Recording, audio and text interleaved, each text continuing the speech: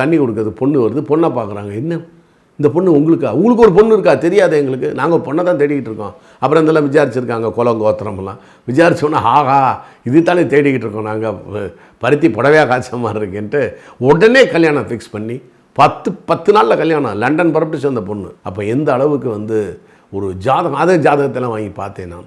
இந்த மாதிரியான இது கல்யாணம் குழந்தை இல்லாதவர்கள், கல்யாணமே ஆகாதவர்கள், அப்புறம் பரம்பரையெல்லாம் பார்ப்பேன். இந்த பரம்பரையில் என்ன இருக்குன்ற இதெல்லாம் பெரிய ஆய்வு.